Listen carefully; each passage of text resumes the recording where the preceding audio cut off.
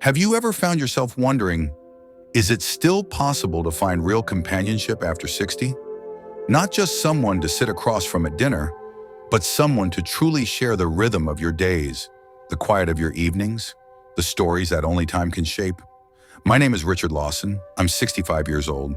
And like many of you watching, I've lived through the ups and downs of love, the joy of family, and the silent spaces that follow loss. I was a high school math teacher for over 30 years, now retired and living in a quiet condo in Florida. My only daughter, Sarah, lives in New York. And my wife, my partner of nearly 4 decades, passed away 3 years ago. Since then, life has been calm, yes, but also profoundly quiet. I kept busy with gardening, reading, volunteering at the library. Days were full, but something was always missing. Not marriage necessarily, but connection, a companion. Someone to share the little things with, like a walk at dusk or a shared pot of coffee on a rainy morning. One afternoon, a neighbor named Linda, who organizes our community events, suggested I meet someone. Christine, a retired nurse in her early 50s who lived just a few blocks away. Linda described her as kind, thoughtful, also looking for companionship. With a little hesitation and a lot of encouragement, I agreed to call her. We spoke briefly on the phone and decided to meet for coffee at a small café nearby. As the day approached, I found myself feeling oddly nervous. Dating, or even the idea of it, felt like stepping into a world I'd long left behind. Still, I took my time that morning, ironed a white shirt I hadn't worn in years, slipped on a blazer, and arrived early to the café. I picked a seat by the window, ordered a cappuccino, and waited with a strange mix of hope and uncertainty. Christine walked in right on time, elegant, composed, and smiling warmly. I stood to greet her, and for a while everything felt natural. We spoke of family, retirement, the joys and challenges of starting anew later in life. There was laughter, connection, even comfort. But then, things shifted. What came next was something I never could have predicted. A conversation that began with hope turned into something far more unexpected. I'd like to share this experience with you, not to complain or criticize, but to reflect. Because if you've ever thought about dating again, or wondered what love looks like in the later chapters of life, this story may resonate more deeply than you expect. So stay with me for a few minutes. What happened next left me stunned, and may leave you asking questions about boundaries, respect, and what we truly seek when we open our hearts again. Number 1, Christine's first condition, a financial commitment. There's something quietly powerful about meeting someone for the first time and feeling like you're being seen, not for your resume or your age, but for your heart. That's how I felt during the first 20 minutes of my conversation with Christine. She leaned in, smiled with genuine warmth, and told me how much she appreciated my honesty.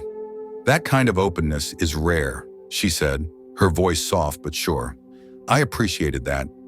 After all, at this stage of life, we're not here to play games. Then her tone shifted, gently but unmistakably. I believe in being clear from the start, she said.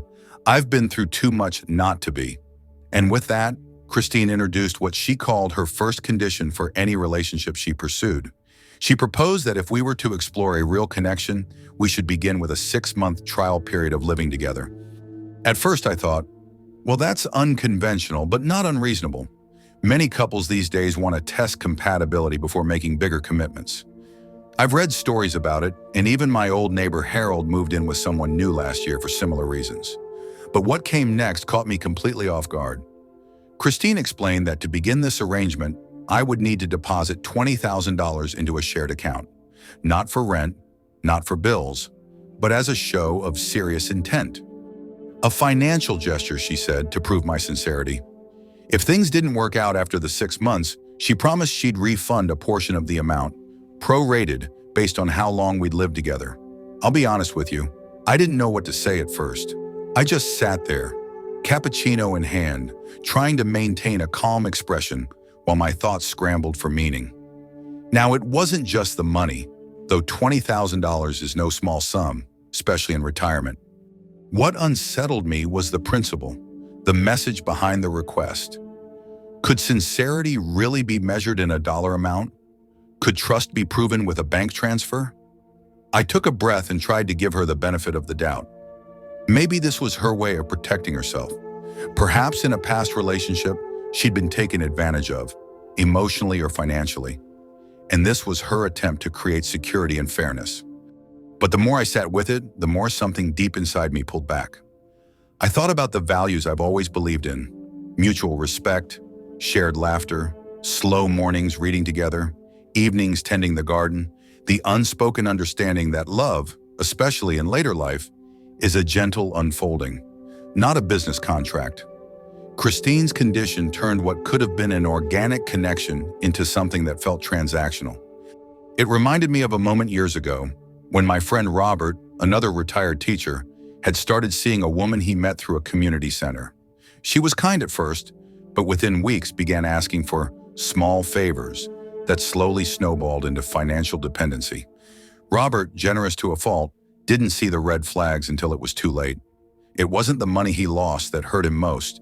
It was the dignity, the feeling of being reduced to a wallet rather than a companion. And that's what this request stirred in me. Not just confusion, but a quiet disappointment. I had come to that cafe with a hopeful heart. I wasn't looking for perfection. I wasn't chasing youth.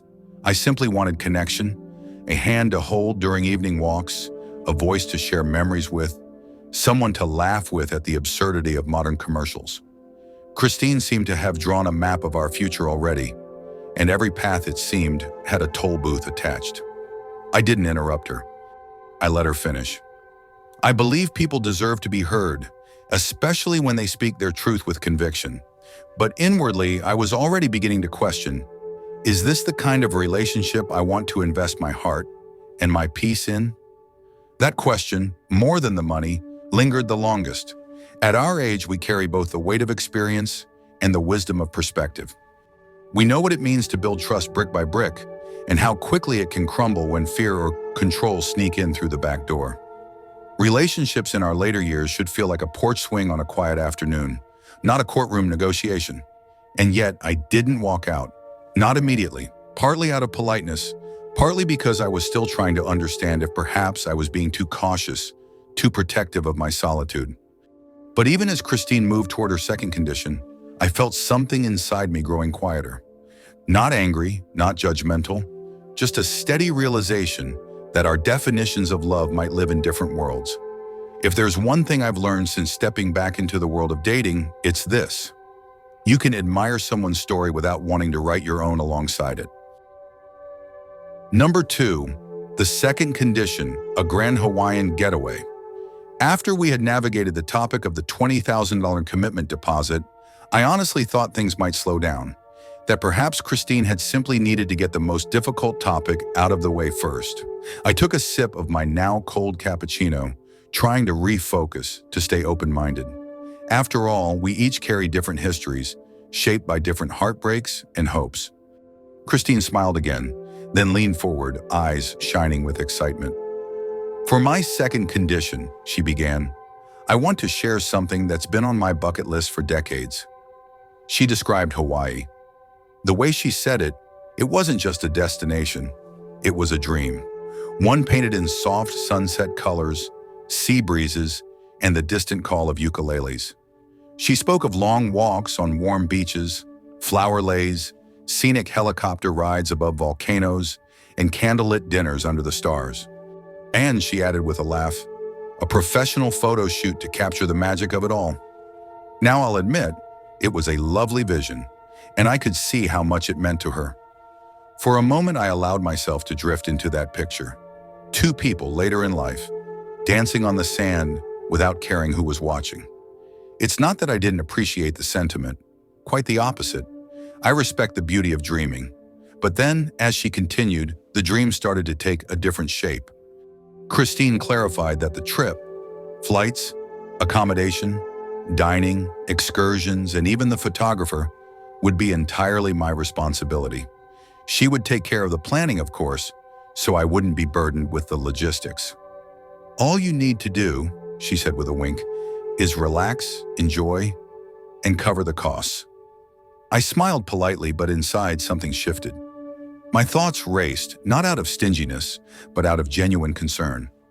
We hadn't even shared more than a coffee and a couple hours of conversation, yet here we were talking about a month-long luxury getaway, one that sounded less like a romantic retreat and more like a fully scripted production. I glanced down at the table, then back at Christine, who was now excitedly describing the outfits she had in mind for our matching beach portraits. I thought about what it meant to share such an experience. Vacations, especially ones of that scale, are deeply personal. They require a level of trust, intimacy, and emotional readiness that comes after months, maybe even years, of building something real. For me, relationships are like gardens. You don't throw down seed and expect flowers the next day. You tend it, you wait, you weather the rain. This, though, it felt like we were being asked to leap straight into the final chapter without writing the pages in between. I also wondered what this request revealed, not just about Christine's hopes, but about her expectations in a relationship. Was this about shared joy or a measure of value? Was the gesture of generosity meant to prove something? That I was willing? That I was invested? I tried to imagine myself agreeing to the trip. I saw the ocean, the smiles, the pictures, but none of it felt grounded. I thought about the kind of companionship I'm truly looking for in this season of life. Someone to walk beside, not impress. Someone to build quiet moments with, not grand showcases. There's a kind of joy that comes from the simple things.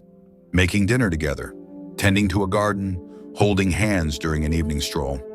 To me, that's where the soul of a relationship lives, not in helicopter tours or professionally staged photos.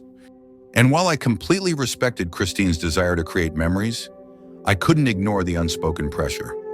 Would this be the pace and pattern of our relationship, constantly proving love through material gestures? I remembered something my friend Joanne once shared after losing her husband of 42 years. She said the thing she missed most wasn't the big events. It was the quiet sound of him setting her teacup down on the table each morning. The ordinary, made extraordinary by love. That's what I wanted, and so I sat there nodding gently, allowing Christine to finish her thoughts. I didn't challenge her or cut her off. I didn't need to. Sometimes you can feel the misalignment without confrontation. The distance between two visions doesn't always need words to be understood. As she paused, waiting for my reaction, I offered a kind smile. Not fake, but reflective. I was grateful for her openness. I admired her confidence. But deep down, I knew this dream of hers, no matter how beautiful, was not one I could join without stepping away from the things that mattered most to me. Balance, simplicity, sincerity. And with that quiet realization, I began to see more clearly. The conversation wasn't just about a trip. It was about what we each expected love to look like. And sometimes those expectations live on different shores. Number 3, the third condition, financial control. By the time Christine leaned in with her third condition, I already felt the weight of the conversation shifting. The dreamlike charm of our first coffee had long faded. I sat across from her, quietly wondering what direction we were heading. I reminded myself to stay calm and open. After all, each person carries their own version of what makes love work. Christine folded her hands, looked me in the eye and said, "If we move in together and eventually get married, I'd like to manage all our finances." She said it plainly, as if suggesting something as everyday as deciding what movie to watch. But then came the detail that truly caught me. She would take full control of my retirement income. From that point forward, she explained, she would handle all household budgeting and financial planning. I'd receive a monthly allowance for personal use, just enough, she assured me, for basic spending. If I happened to go over that amount, she added, I'd be expected to compensate, perhaps by taking on more cooking or cleaning around the house. I stared at her for a moment, unsure if I had misheard. Christine wasn't smiling, nor was there any trace of jest in her voice. She spoke with conviction, as if she'd already played out this arrangement in her mind and concluded it to be the most efficient, most logical path for a couple's financial life. I wanted to believe she meant well. As a former nurse, she likely spent her life in environments where structure and control were necessary. Perhaps she'd handled money for others before. Or maybe she'd once been burned and was now trying to create safety through order. But even with all that understanding, something inside me pushed back. It wasn't about the money, not really. I'm not a man who measures life in dollars. But what Christine proposed wasn't partnership. It was hierarchy. And that idea didn't sit well with me, especially at this stage of life. I've spent decades working hard, building a quiet and peaceful retirement. My finances aren't extravagant, but they represent more than income. They represent freedom. The freedom to buy my daughter a plane ticket home when she's feeling overwhelmed in New York. The freedom to take a drive up the coast on a whim. Even the simple freedom to treat myself to a new pair of gardening gloves without reporting it to anyone. To give up that freedom, especially to someone I had just met over coffee, felt deeply unsettling. I thought back to a moment with my late wife many years ago. We were newly retired, sitting on the back porch watching the sunset, when she turned to me and said, "The best part of this stage of life is deciding together, not for each other." That line stayed with me, because that's what companionship means to me. Shared decisions, shared responsibility, mutual trust. Not control disguised as caretaking. Christine, for all her confidence and clarity, seemed to want something different. A relationship where she set the structure, and I simply followed along. I don't doubt that her system worked for her, perhaps even brought her comfort, but I couldn't help but feel like I was being cast in a role I hadn't auditioned for, a quiet participant in a script already written. Still, I didn't interrupt. I nodded thoughtfully, allowing her space to finish. I knew that for some, talking about money this way might be a sign of planning, of maturity, of ensuring security in later years. But for me, it felt more like a contract than a connection. And beneath it all, there was something else that unsettled me, a sense of being diminished. The idea that I'd be placed on an allowance like a child, that I'd need to earn back missteps with chores, it chipped away at the dignity I'd spent a lifetime preserving. I've always believed that later life love should feel like rest for the soul, not more rules to memorize. As I listened to Christine explain her rationale, her tone steady, her logic organized, I began to feel a gentle sadness. Not anger, not offense. Just the quiet understanding that we were two people standing on opposite banks of a river neither of us was ready to cross. So I smiled politely, thanked her for being honest, and stayed seated, not because I agreed, but because I wanted to leave the conversation with grace. I didn't want to reject her ideas harshly, nor did I feel the need to defend mine. Sometimes the most respectful thing we can do is simply recognize when someone else's vision of love doesn't match our own. And in that moment, I began to realize the kind of companionship I'm looking for still hadn't walked through that cafe door. Number 4, the final condition, separate bedrooms. By the time Christine began explaining her fourth and final condition, I could feel a quiet heaviness settle in my chest. I'd listened patiently to everything up to that point, doing my best to stay respectful, to understand her world without judgment. But truthfully, I was tired. Tired of feeling like I was being interviewed for a position, rather than seen as a man simply looking for something real. She looked at me, composed as ever, and said, "Even if we live together, or one day get married, I'd want to keep separate bedrooms." Her tone was matter-of-fact, not apologetic, not emotional, just firm. She went on to explain that after more than a decade of living alone following her divorce, she had grown deeply attached to her space. Sharing a room, she said, disrupted her sleep and made her feel claustrophobic. "It's not negotiable," she added. "It's how I protect my peace." Now, I'll be the first to admit, separate bedrooms aren't unheard of, especially for older couples. I've even known friends for whom this arrangement worked well. I wasn't offended by the idea itself. In fact, I admired her self-awareness and honesty. What troubled me wasn't the content of the request, it was the context. This was the fourth condition.